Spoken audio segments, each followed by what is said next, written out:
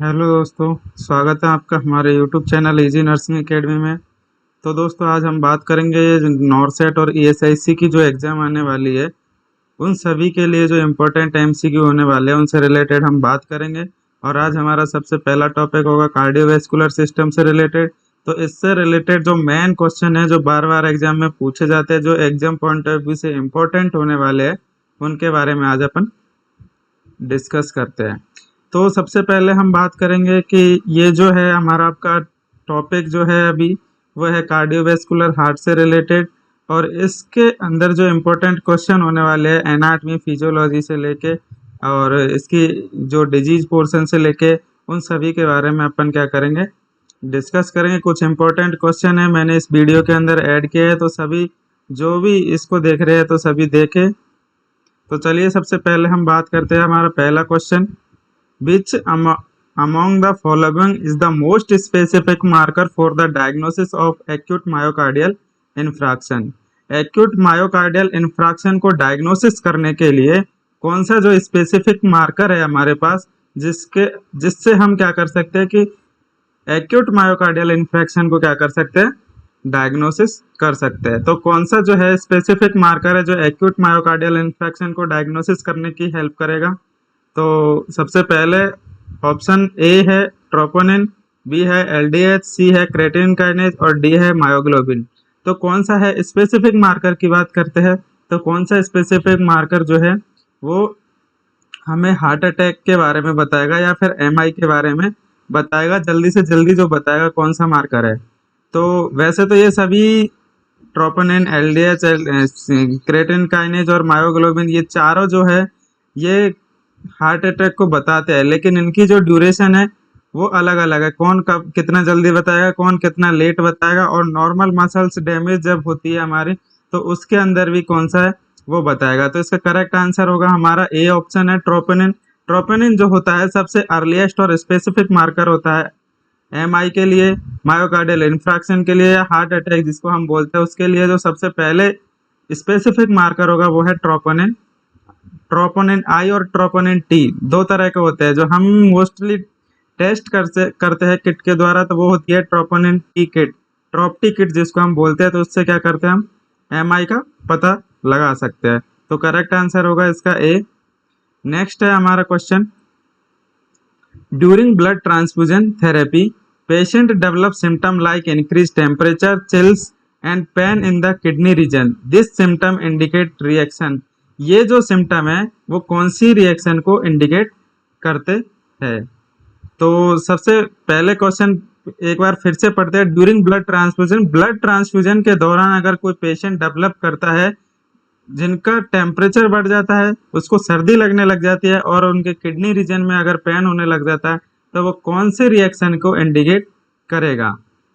तो option A haemolytic reaction, option B है transfusion reaction, option C है allergic reaction और ऑप्शन डी है थ्रोम्बोलाइटिक क्राइसिस। तो क्या होगा इसका करेक्ट आंसर? टेम्परेचर बढ़ रहा है, चिल्स है, पेन इन किडनी रीजन है, तो कौन सा होगा? तो इसका करेक्ट आंसर है ए हीमोलाइटिक रिएक्शन। जब भी हीमोलाइटिक रिएक्शन होती है तब चिल्स जो है देखने को मिलती है, टेम्परेचर बढ़ जाएगा और किडनी रीजन के अंदर क्या होगा, पेन होने लग जाएगा, क्योंकि किडनी के अंदर ये क्या फिल्टर नहीं कर पाएगी। जब ब्लड आरबीसी डिस्ट्रॉय होगी, हीमोलाइसिस होगा, तो उस कंडीशन के अंदर क्या होगा, ये सारे सिम्टम जो है देखने को मिलते हैं। तो क्या होगा, हीमोलाइटिक रिएक्शन। तो करेक्ट आंसर क्या है? ए। करेक्ट आंसर क्या है? A haemolytic reaction. Next question है हमारा, main complication to be rule out after thoracentesis taking X-ray is.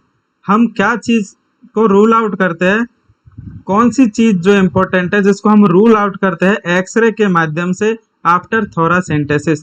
Thoracentesis जब करते हैं हम प्रोसीजर, उसके बाद हम एक्सरे के थ्रू हम कौन सा मेन कॉम्प्लिकेशन है जिसको रूल आउट करते हैं? क्वेश्चन ये बोल रहा है, तो कौन सा जो है कॉम्प्लिकेशन है जिसको हम रूल आउट करेंगे?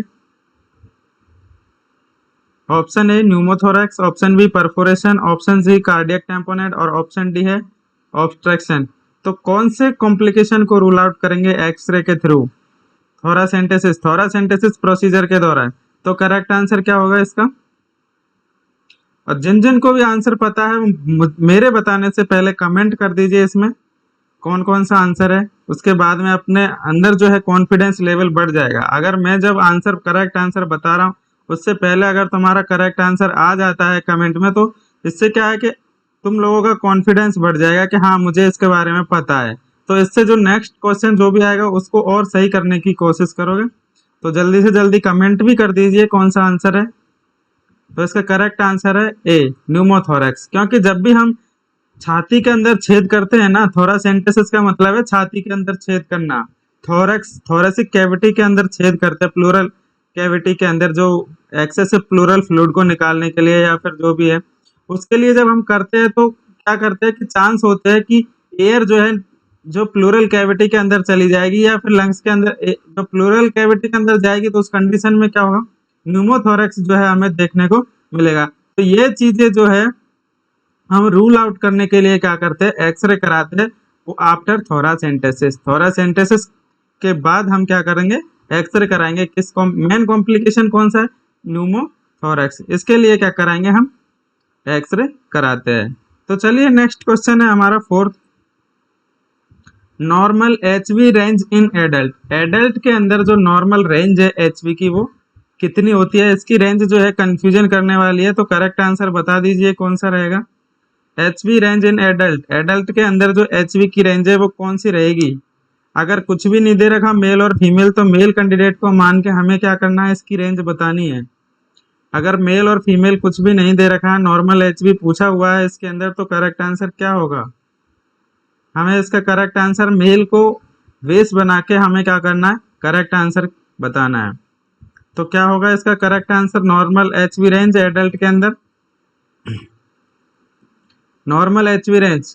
तो करेक्ट आंसर क्या होगा, तो करेक्ट आंसर है इसका बी, 12 से 16, 12 से 16 ग्राम पर डेसीलीटर जो है एक एडल्ट के अंदर क्या है, एक नॉर्मल हीमोग्लोबिन की रेंज है। इसके अंदर अगर हीमोग्लोबिन रहता है तो क्या रहेगा, आदमी नॉर्मल रहेगा। अगर हीमोग्लोबिन की मात्रा कम होती है तो क्या होगा, एनीमिया, और ज्यादा होगी तो पॉलीसाइथेमिया की कंडीशन जो है हमें देखने को मिलती है। ये तो हुआ एडल्ट के अंदर। और जो फीमेल की अगर बात करें एडल्ट फीमेल की, तो उसके अंदर होगा 10 से 12, और एक पूछे तो 11 ग्राम पर डेसी लीटर। तो जो सी ऑप्शन दे रखा है वो फीमेल कैंडिडेट के लिए दे रखा, और इसके अंदर मेल और फीमेल का कुछ भी क्राइटेरिया नहीं दे रखा, तो हमें मेल को बेस बना के क्या करना है, इसका आंसर देना। तो करेक्ट आंसर होगा इसका बी।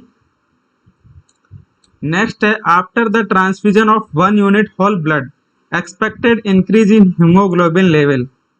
क्वेश्चन तो समझ आ ही रहा होगा कि अगर हम ब्लड ट्रांसफ्यूजन करते हैं और एक पूरी यूनिट अगर होल ब्लड की, जिसमें पीआरवीसी हो, प्लाज्मा हो और सारी प्रोटीन्स जो हो, मतलब एक कंप्लीट ब्लड अगर हम ट्रांसफ्यूज करते हैं एक, तो कितना हीमोग्लोबिन का लेवल इंक्रीज होगा अगर एक यूनिट हम ट्रांसफ्यूज करेंगे। तो आफ्टर ट्रांसफ्यूजन कितना होगा, एक ब्लड का बैग अगर हम चढ़ाते हैं, एक यूनिट ब्लड अगर हम लगाते हैं किसी मरीज को, तो उसके अंदर कितना हीमोग्लोबिन का लेवल बढ़ेगा, कितना बढ़ेगा। तो एक बैग जब हम लगाएंगे, एक यूनिट जब हम लगाएंगे, हीमोग्लोबिन का लेवल 1 ग्राम पर जो परसेंटेज या पर डीएल बढ़ जाएगा। कितना बढ़ेगा, 1 ग्राम परसेंटेज। अगर हम एक पूरी बोतल लगाते हैं या फिर एक यूनिट ब्लड हम चढ़ाते हैं किसी भी पेशेंट को, होल ब्लड अगर कंप्लीट ब्लड लगाते हैं, तो उसके अंदर जो होगा वो 1 ग्राम पर डीएल जो है हीमोग्लोबिन का लेवल बढ़ जाएगा। 1 यूनिट इज इक्वल टू 1 ग्राम। तो करेक्ट आंसर है इसका सी। नेक्स्ट है हमारा, essential hypertension can be managed with. Essential जो हाइपरटेंशन होता है उसको किसके द्वारा हम मैनेज कर सकते हैं। तो ऑप्शन ए है diuretics, option B ACE inhibitor, option C beta blockers, और option D diet exercise and weight reduction program. तो एसेंशियल हाइपरटेंशन का मतलब है प्री हाइपरटेंशन। एसेंशियल हाइपरटेंशन का मतलब है प्री हाइपरटेंशन, और प्री हाइपरटेंशन जो स्टेज होती है वो स्टेज होती है जिसके अंदर हम हाइपरटेंशन की तरफ जा रहे होते हैं। हमारा बीपी जो है धीरे धीरे बढ़ रहा होता है।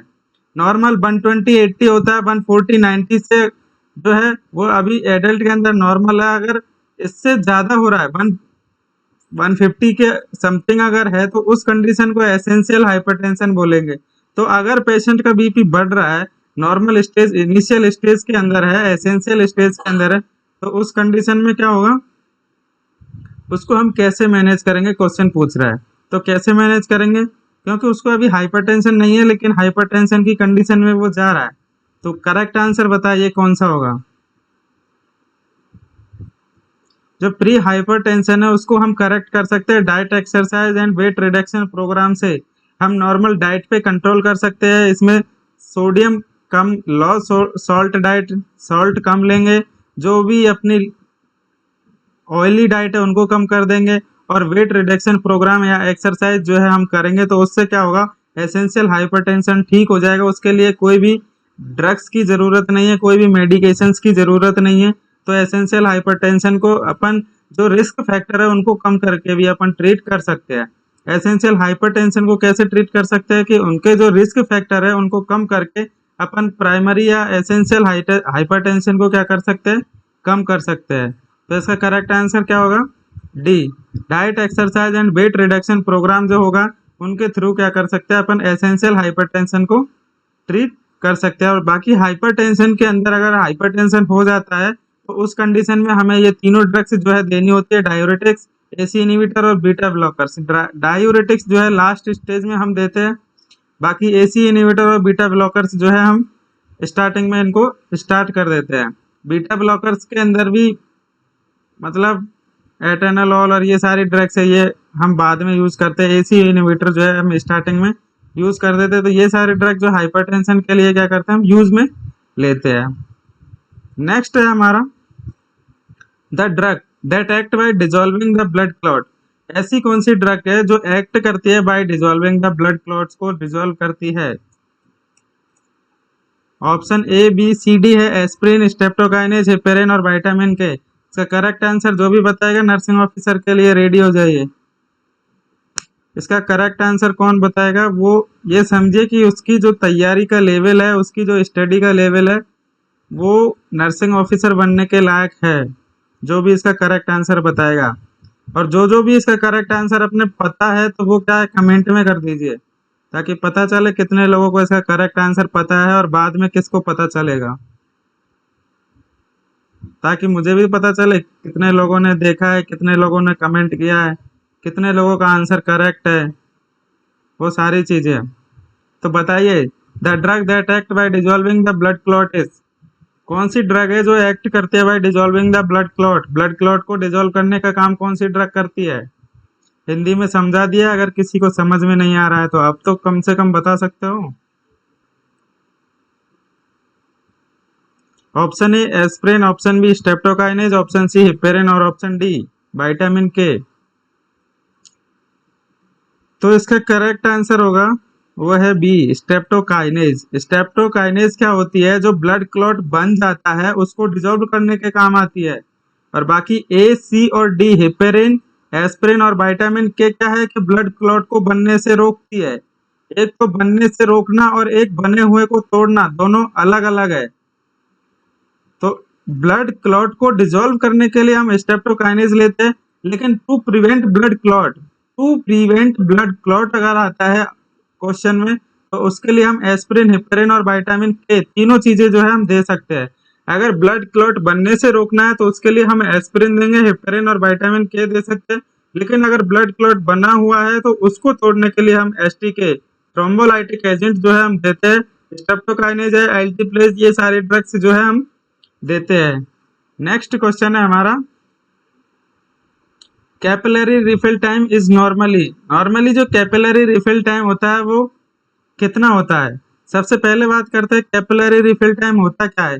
कैपिलरी रिफिल टाइम वो होता है कि कभी अपने फिंगर को प्रेस करो और देखो वहां पे अभी व्हाइट है, लेकिन जैसे ही छोड़ोगे तो वहां पे अपना जो ब्लड जो आना चाहिए था कैपिलरी के अंदर वो क्या है, भर जाएगा।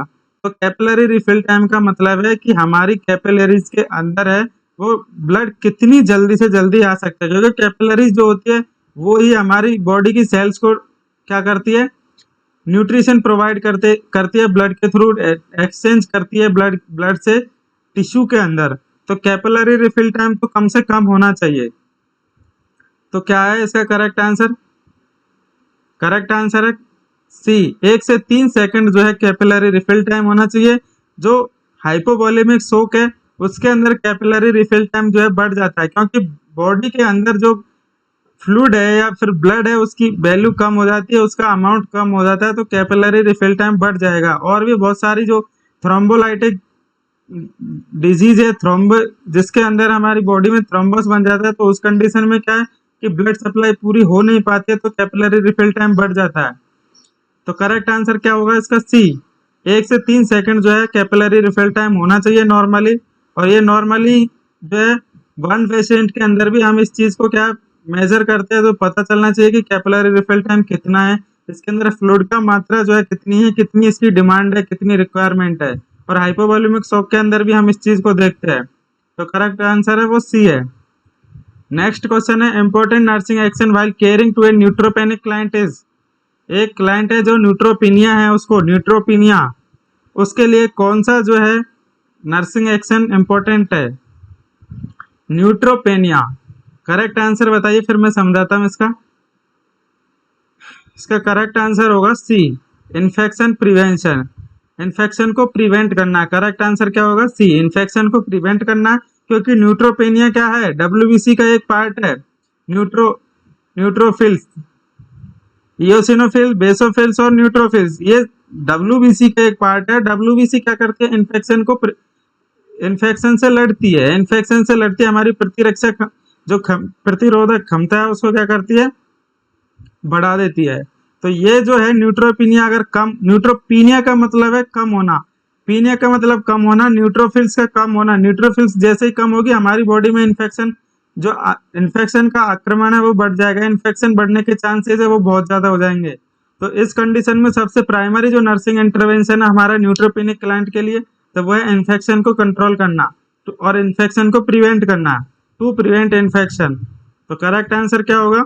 सी पेन मैनेजमेंट, फटीग और मोबिलिटी जो है ये इतना इंपॉर्टेंट नहीं है, लेकिन अगर इंपॉर्टेंट नर्सिंग एक्शन की बात करें न्यूट्रोपेनिक क्लाइंट के अंदर, तो उसका करेक्ट आंसर क्या होगा? इन्फेक्शन को प्रिवेंट करना, क्योंकि हमारे बॉडी के अंदर डब्ल्यूबीसी का काम है रोगों से लड़ना। अगर डब्ल्यूबीसी कम हो रही है, न्यूट्रोपिनिया कम हो रही है, तो रोगों से लड़ने की क्षमता भी कम हो जाएगी, और उस कंडीशन के अंदर क्या करना है? हमें इन्फेक्शन को प्रिवेंट करना है। चलिए नेक्स्ट चलते हैं 10वें पे।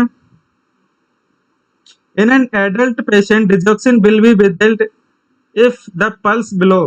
क्वेश्चन पूछ रहा है कि डिजॉक्सिन एडल्ट के अंदर कितनी पल्स से कम पे विदहेल्ड कर लेनी चाहिए, मतलब नहीं देनी चाहिए।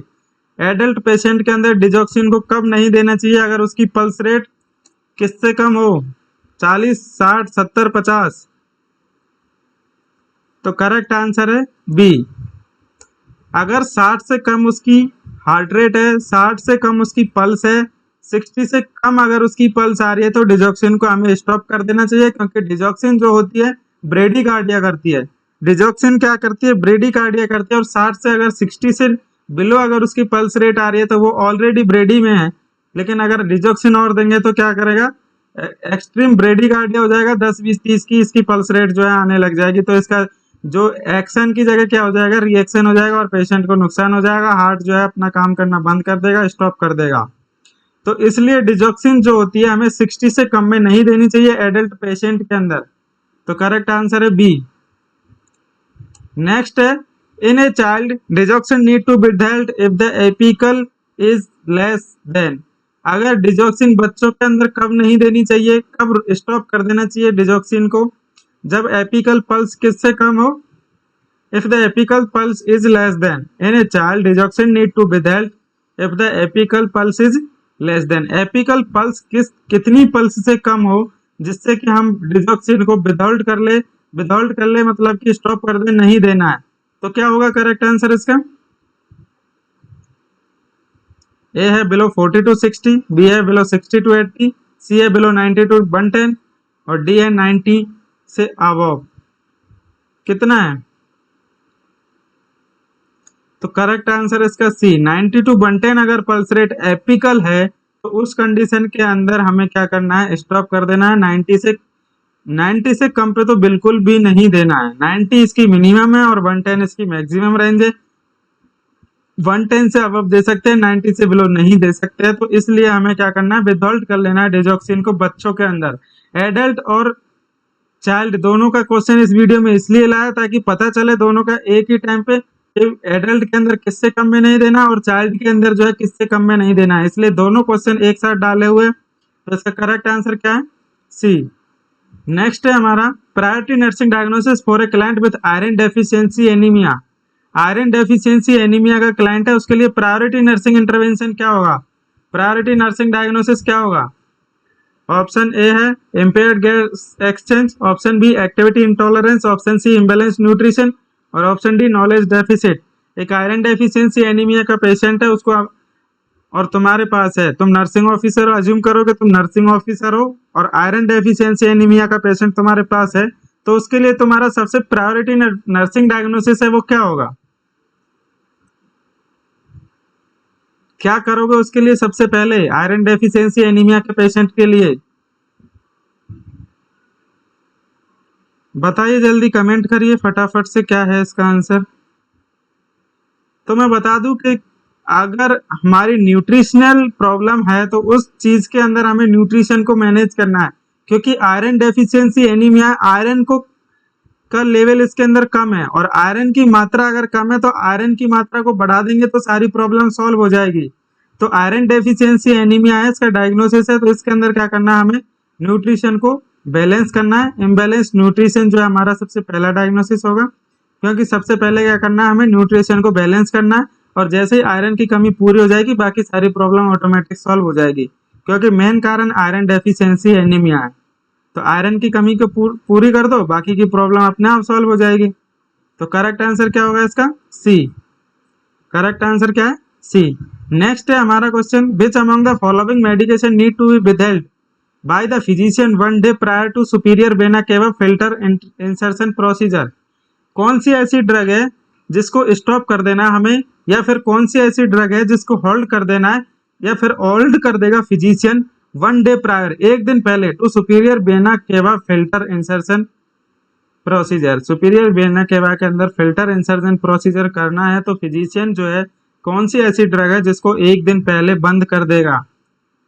Option A B C D, thyroxine, frusemide, warfarin और केसीएल। तो कौन सी ड्रग है, ऐसी कौन सी ड्रग है जिसमें हमारा फिजिशियन जो है, एक ड्रग है जिसको एक दिन पहले बंद कर देगा अगर किसी पेशेंट के अंदर प्रोसीजर होना होगा, superior vena cava filter insertion procedure या कोई भी इन्वेसिव प्रोसीजर अगर होना होगा किसी भी पेशेंट को, किसी भी पेशेंट की कोई सर्जरी होनी होगी या किसी भी पेशेंट का कुछ भी इन्वेसिव प्रोसीजर अगर होना होगा, तो उस कंडीशन के अंदर हमारा फिजिशियन या सर्जन एक दिन पहले कौन सी मेडिकेशन है जिसको बंद करेगा। बताइए क्यों बंद करेगा, कमेंट में लिखना क्यों बंद करेगा। बंद कर देगा कोई सी ड्रग एक, और क्यों बंद करेगा उसका रीजन क्या है वो कमेंट करके बताना कि कौन सी ड्रग है जिसको बंद करेगा, अगर नॉलेज है तो। ऑप्शन ए थायरॉक्सिन, बी है फ्रूसेमाइड, सी है वारफेरिन और ऑप्शन डी है केसीएल। तो मैं बता देता हूँ करेक्ट आंसर इसका सी है वारफेरिन, क्योंकि वारफेरिन जो होती है वो हम ब्लड थिनर के रूप में देते हैं, ब्लड थिनर के रूप में देते हैं जिससे कि ब्लड की क्लॉटिंग नहीं हो, और उन पेशेंट को देते हैं जिनके अंदर कोई भी इम्प्लांट लगा हुआ हो। हार्ट के अंदर कोई इम्प्लांट लगा हुआ है तो उस कंडीशन में हम ऑरल टैबलेट वारफेरिन के रूप में देते हैं ताकि कोई भी ब्लड क्लॉटिंग वहां पे नहीं हो, और ब्लड क्लॉटिंग को रोकने के लिए हम वारफेरिन देते हैं।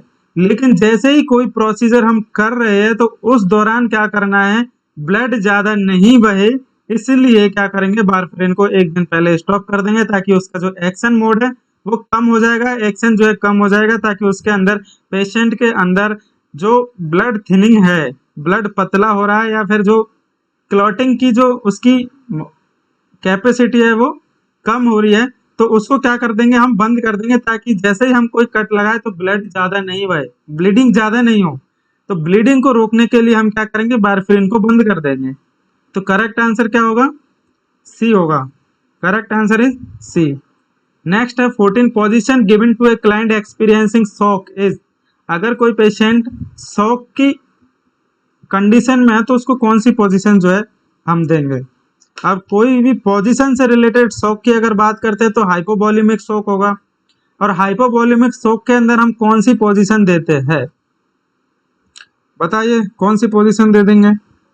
अगर कोई शॉक का पेशेंट आ रहा है तो कौन सी पोजीशन दोगे? फाइलर दोगे, प्रोन दोगे, ट्रेनलाइन या सुपाइन, कौन सी पोजीशन दोगे?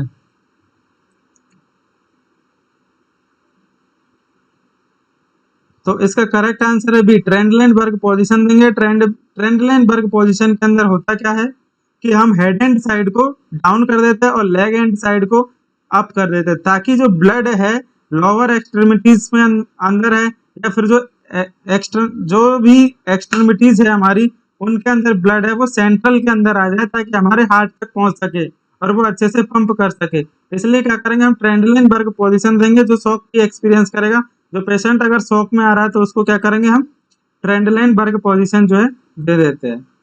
तो चलिए करेक्ट आंसर है बी। नेक्स्ट क्वेश्चन है side effect of digoxin is और आर। डिजॉक्सिन के साइड इफेक्ट पूछ रहा है, क्वेश्चन में पूछ रहा है कि डिजॉक्सिन के क्या क्या साइड इफेक्ट है। तो डिजॉक्सिन के क्या क्या साइड इफेक्ट है? ब्रेडिकार्डिया तो करता है, थोड़ी देर पहले बताया है मैंने कि डिजॉक्सिन ब्रेडिकार्डिया करता है, इसलिए हमें 60 से कम में नहीं देना है एडल्ट के अंदर। बाकी और कौन कौन से जो साइड इफेक्ट है वो जो डिजॉक्सिन करता है? Option A visual disturbance, option C है जीआई डिस्टरबेंस और ऑप्शन डी है ऑल ऑफ द अबव, क्योंकि बी तो मैं बता ही चुका हूं। तो इसका करेक्ट आंसर क्या होगा? इसका करेक्ट आंसर है डी, क्योंकि जो डिजॉक्सिन है वो विजुअल डिस्टरबेंस भी करता है, ब्रेडिकार्डिया भी करता है और जीआई डिस्टरबेंस भी करता है। विजुअल डिस्टरबेंस के अंदर हमें येलो विजन दिखाई देगा, येलो विजन, येलो कलर का। ये जो food nursing officer competitive exam जो है वो येलो कलर के अंदर ही है, तो इस तरह का दिखाई देगा, सारी चीजें पीली पीली दिखाई देगी। क्या दिखाई देगी?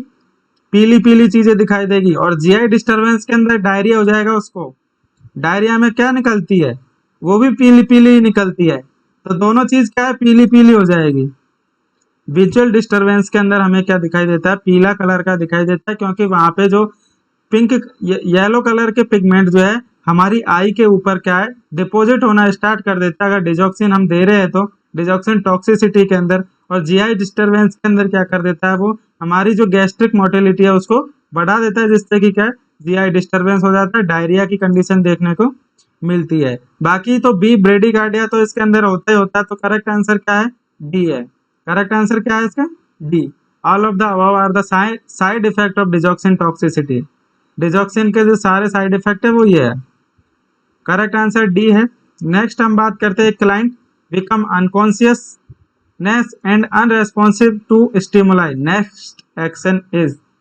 अगर कोई पेशेंट आता है तुम्हारे पास और वो पेशेंट कोई रेस्पॉन्स भी नहीं कर रहा है और अनकॉन्शियस पड़ा है, तो सबसे पहला एक्शन तुम्हारा क्या होगा? नर्सिंग ऑफिसर बनने वाले हो, इस क्वेश्चन का जवाब दे दीजिए, क्योंकि नर्सिंग ऑफिसर बनना है, 70,000 कमाने हैं, तो जवाब देना पड़ेगा।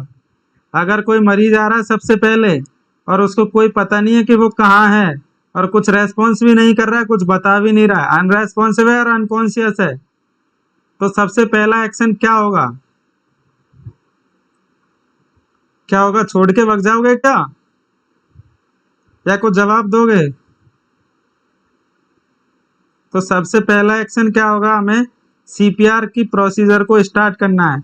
और सीपीआर की प्रोसीजर को स्टार्ट करने से के लिए क्या करेंगे, सबसे पहले हम रिसैसिटेशन जो टीम है उसको क्या करेंगे, एक्टिवेट कर देंगे। सबसे पहले आवाज दे देंगे, पेशेंट आ गया, अनकॉन्शियस है, जल्दी से जल्दी क्रैश कार्ट रेडी कर दीजिए। तो वो सबसे पहले हम करेंगे। तो सबसे पहले एक्टिवेट द रिसैसिटेशन टीम। जब रिसैसिटेशन टीम एक्टिवेट हो जाएगी उसके बाद तो क्या है, कुछ भी नहीं करना, बाकी तो टीम है, सब कर लेगी, संभाल लेगी। तो सबसे पहले क्या करना है, हमें रिसैसिटेशन टीम को एक्टिवेट करना, ताकि पेशेंट को इंटुबेट कर सके अच्छे से। उसको जो भी ड्रग देनी है, एड्रीनलिन, एट्रोपिन, नॉरेड, जो भी देना है वो हम डॉक्टर जो ऑर्डर करता है उसके अकॉर्डिंग हम दे देते हैं। तो वो सारी चीजें हम कब कर पाएंगे, जब रिसैसिटेशन टीम एक्टिवेट हो जाएगी। बाकी inform the physician, give adrenaline, perform suction, ये सब बात की बात है। सबसे पहले हमारा एक्शन है रिससिटेशन टीम को एक्टिवेट करना। जब रिससिटेशन टीम एक्टिवेट हो जाएगी बाकी के काम सब हो जाएंगे। तो करेक्ट आंसर है ए। करेक्ट आंसर क्या है? ए है। Next question 17, microcytic hypochromic anaemia is the characteristic anaemia. Microcytic और हाइपोक्रोमिक एनीमिया जो है वो कौन से एनीमिया के अंदर देखने को मिलेगा? माइक्रोसाइटिक हाइपोक्रोमिक कौन सी कमी की वजह से जो है हमें देखने को मिलेगा? Vitamin B12 deficiency, iron deficiency, folic acid deficiency या हेमरेजिक? कौन सी कंडीशन में मिक्रोसाइटिक हाइपोक्रोमिक एनीमिया देखने को मिलेगा? Correct answer is B, iron deficiency. Iron deficiency एक ऐसी पूरे एनीमिया के अंदर आयरन डेफिशिएंसी एनीमिया एक ऐसा एनीमिया है जिसके अंदर हमें आरबीसी की साइज जो है वो छोटी मिलेगी और हीमोग्लोबिन जो है वो कम मिलेगा। मिक्रोसाइटिक और हाइपोक्रोमिक जो है देखने को मिलेगा। फॉलिक एसिड के अंदर मैक्रोसाइटिक हाइपोक्रोमिक होता है, फॉलिक एसिड के अंदर क्या होगा? मैक्रोसाइटिक हाइपोक्रोमिक होगा। और हेमरेजिक के अंदर तो क्या है? नॉर्मल है, ब्लड लॉस हुआ है तो उसके अंदर तो कोई चेंजेस आएंगे नहीं आरबीसी के अंदर। तो इसके अंदर क्या है? Correct answer B, iron deficiency के अंदर क्या? मिक्रोसाइटिक हाइपोक्रोमिक एनीमिया जो है देखने को मिलता है। ये क्वेश्चन बहुत बार पूछा जाता है और इसका फिक्स आंसर है एक, आयरन डेफिशिएंसी एनीमिया। और इसी को याद रखना है क्योंकि बार बार यही पूछा जाता है, यही कंफ्यूज करता है मिक्रोसाइटिक हाइपोक्रोमिक, और वो आयरन डेफिशिएंसी एनीमिया के अंदर ही देखने को मिलता है। नेक्स्ट हमारा 18, instruction to a patient with thrombocytopenia is. एक पेशेंट है जिसको थ्रोम्बोसाइटोपिनिया है, उस पेशेंट को क्या इंस्ट्रक्शन करोगे? तो इससे पहले वाला क्वेश्चन आया था न्यूट्रोपिनिया। न्यूट्रोपिनिया के पेशेंट को क्या करना है? इन्फेक्शन से प्रिवेंट करना है। लेकिन थ्रोम्बोसाइटोपिनिया का अगर पेशेंट आ गया तो उसके लिए क्या इंस्ट्रक्शन दोगे? Avoid nasal blowing, be careful when shaving with a safety razor, do range of motion exercise और अवॉइड मेडिकेशन लाइक एस्पिरिन।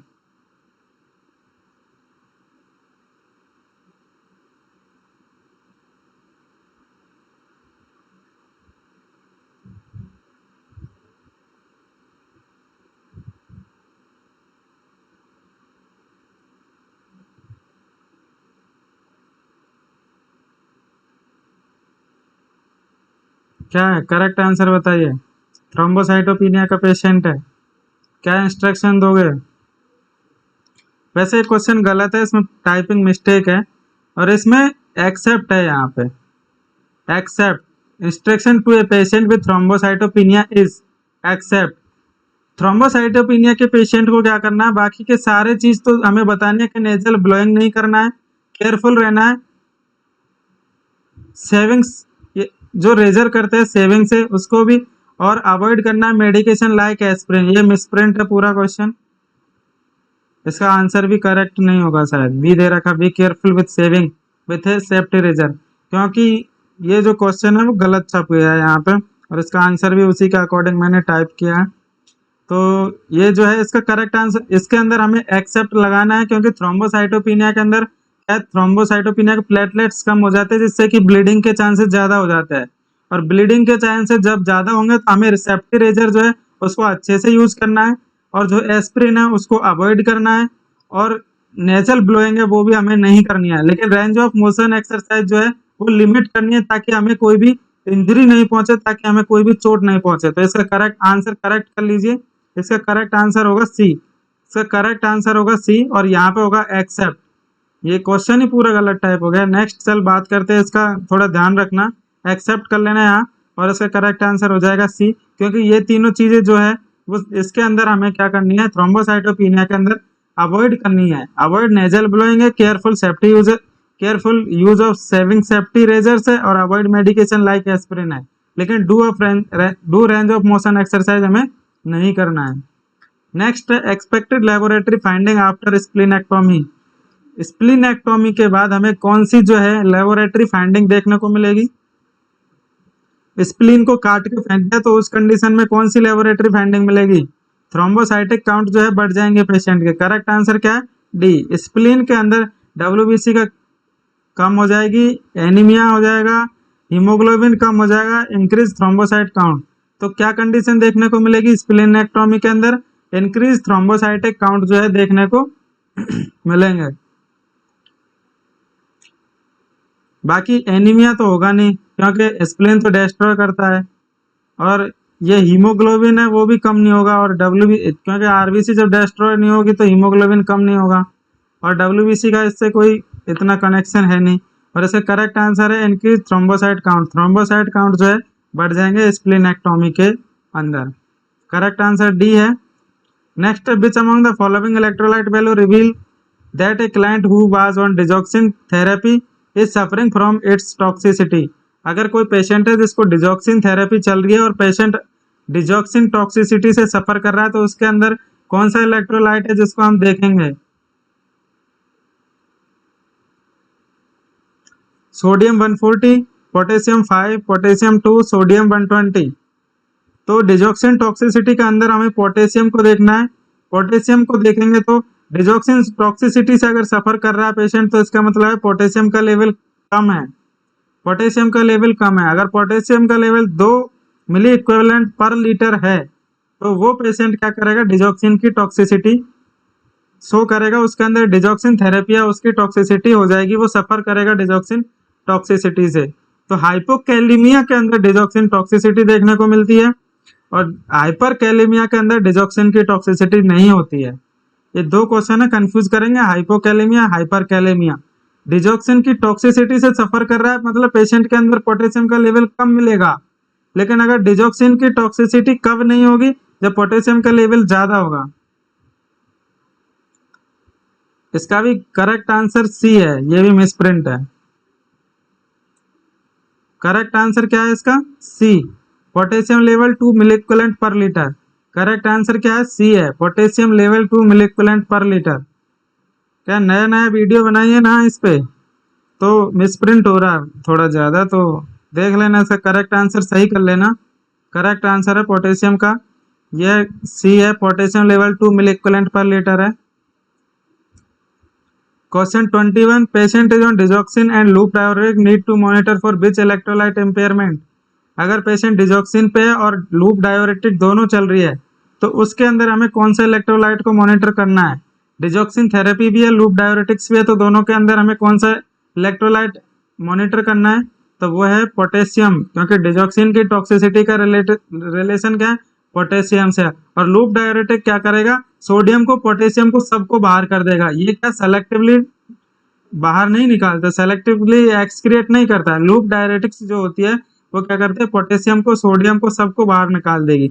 इसीलिए जो सबसे घातक है वो पोटेशियम है, तो पोटेशियम को मॉनिटर करने की जरूरत है हमें। अगर डिजॉक्सिन और लूप डायोरेटिक्स अगर देते हैं तो करेक्ट आंसर क्या होगा? ए, पोटेशियम को क्या करना? मॉनिटर करना, अगर डिजॉक्सिन की और लूप डायोरेटिक्स थेरेपी अगर चल रही है तो। नेक्स्ट है नॉर्मल सीवीपी। नॉर्मल सीवीपी जो है वो कितना है? नॉर्मल सेंट्रल वीनस प्रेशर जो है वो कितना है? बताइए correct answer. CVP, normal CVP is, तो नॉर्मल सीवीपी है, वैसे नॉर्मल रेंज अगर बात करें हम तो 5 से 15 है, मिनिमम रेंज 5 है और मैक्सिमम रेंज 15 है। तो इसका करेक्ट आंसर क्या दोगे तुम लोग? 5 से 10, 15 से 20, 10 से 15, 20 से 30। तो करेक्ट आंसर होगा इसका ए, 5 से 10, क्योंकि मिनिमम रेंज हमें ज्यादा जरूरी है। 10 रेंज है वो इसके अंदर आ रहा है। 5 से 10 जो है सीवीपी नॉर्मल है। अगर बुक देखोगे तो 5 से 15 भी मिलेगा बहुत सी बुकों में, लेकिन करेक्ट आंसर 5 से 10 है। इसके अंदर करेक्ट आंसर क्या होगा? 5 से 10 cm पर H2O। सीवीपी 5 से 10 सेंटीमीटर पर H2O मिलेगा। करेक्ट आंसर क्या है? ए। नेक्स्ट है in myocardial infarction morphine help to. Myocardial infarction के अंदर मॉर्फिन क्या करेगी? मॉर्फिन क्या काम करेगी? क्यों मॉर्फिन हम देते हैं मायोकार्डियल इंफ्रैक्शन के अंदर? बहुत से लोगों का जवाब तो मुझे लगता है इसमें गलत आएगा, क्योंकि मॉर्फिन को सिर्फ एक ही चीज के लिए देखते हैं, ओपियोइड के लिए, और ओपियोइड क्या करती है उसके अकॉर्डिंग इसका आंसर देंगे जहां तक मुझे अनुमान है, मेरा एक्सपीरियंस जो भी बता रहा है। बट फिर भी मैं इसका आंसर कमेंट बॉक्स में चाहता हूँ जो भी है कमेंट बॉक्स में इसका आंसर करे कि मॉर्फिन क्या हेल्प करेगी एमआई के अंदर, मायोकार्डियल इंफ्रैक्शन के अंदर जो है मॉर्फिन क्या हेल्प करेगी। Option A client calm the client, option B to decrease pain, option C to decrease the client anxiety और option D to decrease oxygen demand of myocardium, to decrease oxygen demand of myocardium. तो क्या होगा इसका correct answer, बताइए जल्दी से जल्दी। I am waiting for your answer. जो भी सही आंसर देगा इसका मतलब तैयारी जबरदस्त चल रही है उसकी, क्योंकि जो मॉर्फिन के बारे में उस लेवल पे अगर सोच रहा है मतलब तैयारी कर रहा है, पढ़ाई चल रही है उसकी। करेक्ट आंसर बताओ इसका, नहीं तो मैं बताता हूँ करेक्ट आंसर इसका। एमआई के अंदर क्या करेगा मॉर्फिन, एमआई के अंदर मायोकार्डियल इंफ्रैक्शन, और मायोकार्डियल इंफ्रैक्शन में क्या करते हैं, हार्ट की मसल डैमेज होने लगती है ना। और क्यों डैमेज होने लगती है, क्योंकि सप्लाई कम हो जाती है, इन्फ्रैक्ट होने लग जाता है। तो ये क्या करेगा मॉर्फिन, जो ऑक्सीजन की डिमांड है, हार्ट की जो ऑक्सीजन की डिमांड है, मायोकार्डियम की जो ऑक्सीजन की डिमांड है, उसको क्या करेगा, कम कर देगा। To decrease oxygen demand of myocardium, oxygen की डिमांड को क्या करेगा, कम कर देगा, जिससे कि आगे जो होने वाला है इंफ्रैक्शन उसको रोक सके, ताकि ज्यादा बड़ा इंफ्रैक्ट नहीं हो।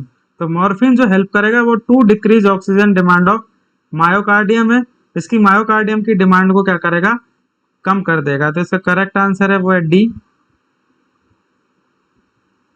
नेक्स्ट है common complication just following myocardial infraction is, myocardial infarction के अंदर कॉमन कॉम्प्लिकेशन कौन सा होता है, मायोकार्डियल इंफ्रैक्शन के अंदर जो कॉमन कॉम्प्लिकेशन होगा वो कौन सा होगा, करेक्ट आंसर बताइए। एमआई अगर होता है पेशेंट को तो कौन सा कॉम्प्लिकेशन होगा जो कॉमन है। Option A cardiac tamponade, option B arrhythmia, option C cardiomyopathy और ऑप्शन डी एंडोकार्डाइटिस। तो कॉमन कॉम्प्लिकेशन कौन सा होगा भाई, एमआई के अंदर कौन सा कॉम्प्लिकेशन देखने को मिलेगा कॉमन। एमआई अगर होता है पेशेंट को तो उसकी हार्ट रेट एबनॉर्मल आने लगती है, एरिथमिया देखने को मिलेगा। क्या देखने को मिलेगा, एरिथमिया हमें देखने को मिलेगा। रिदम जो है वो ठीक ठाक नहीं होगी, उल्टी सीधी आ जाएगी, टॉल्टी वेव आ जाएगा, एसटी एलिवेशन आ जाएगा, ये सब चीजें जो है देखने को मिलेगी। एसटी एलिवेशन है, एसटी डिप्रेशन है, तो मतलब रिदम जो है चेंज हो जाती है। तो मोस्ट कॉमन कॉम्प्लिकेशन है एमआई के अंदर देखने को मिलता है, एरिथमिया जो है एमआई के अंदर देखने को मिलता है मोस्ट कॉमन कॉम्प्लिकेशन के रूप में। तो थैंक यू दोस्तों, अगर वीडियो अच्छी लगे तो लाइक करना, चैनल को भी सब्सक्राइब कर देना। मिलते हैं नेक्स्ट वीडियो के अंदर, अभी के लिए बाय, सी यू।